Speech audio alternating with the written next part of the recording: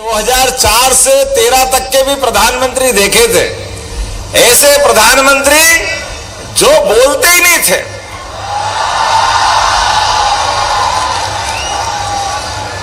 ये समझ में ही नहीं आता था, इतना बड़ा देश और इतने बड़े देश के प्रधानमंत्री, नाम तो मनमोहन सिंह, लेकिन मन ही मन में बात करते थे, बोलते ही नहीं थे सब।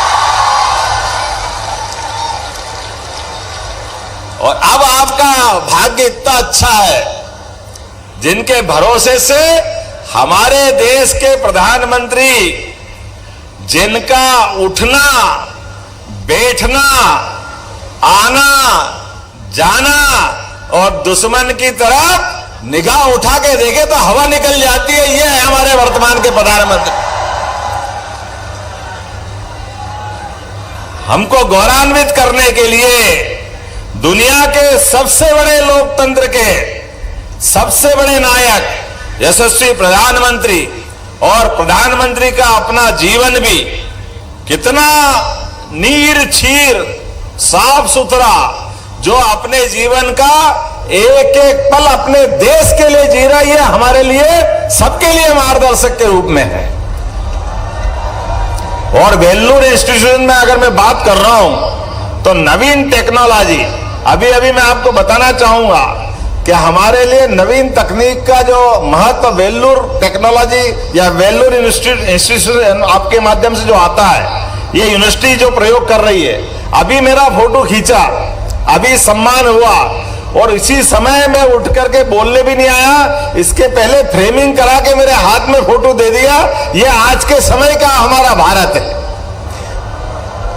और इसी टेक्नोलॉजी की पसंद की अगर हम लिस्ट बनाएं तो हमारे सबसे बड़े नवीन तकनीकों के आधार पर देश को जो आगे बढ़ाने के लिए तत्पर हैं, उनका नाम है श्रीमान नरेंद्र मोदी जी,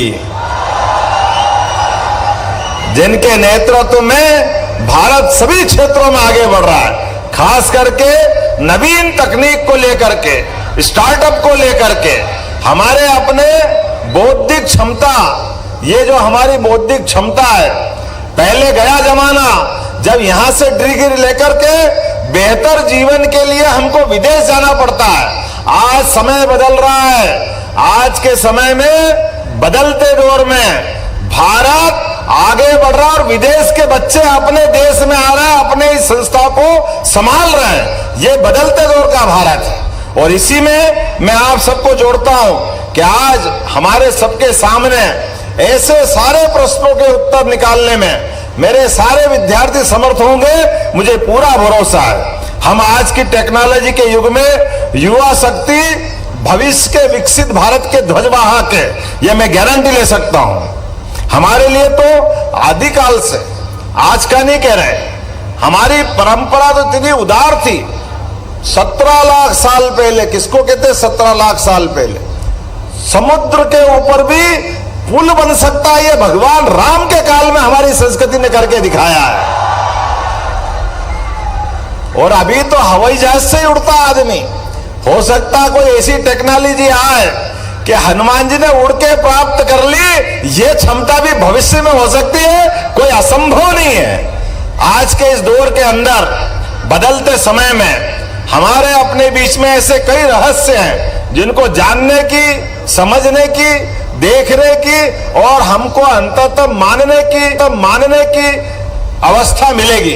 कभी कोई सोचा था कोविड के काल में, ये आज से 5 साल पहले ही पूरे विश्व में ऐसी बीमारी आएगी जिसका कोई बाहर से लक्षण दिखाई नहीं देता। रेल बंद, सड़क मार्ग बंद, पानी के जहाज बंद, हवाई जहाज भी बंद, और तो और आकाशवाणी के रेडियो भी गाना बजाना बंद करके बैठे थे।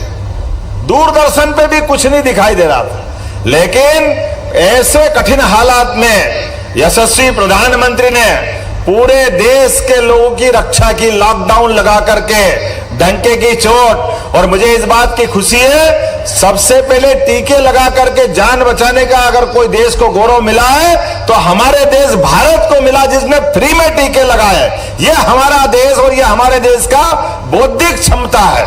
मैं आज के इस अवसर पर, आज तो ये कितने फ्रंट मिल गए, G20 G7, आसियान, ब्रिक्स, कितने मोर्चे हैं। और भारत की अर्थव्यवस्था 2014 में 11वें नंबर पे थी और आज 2024 के चुनाव तक चौथे नंबर पे थी।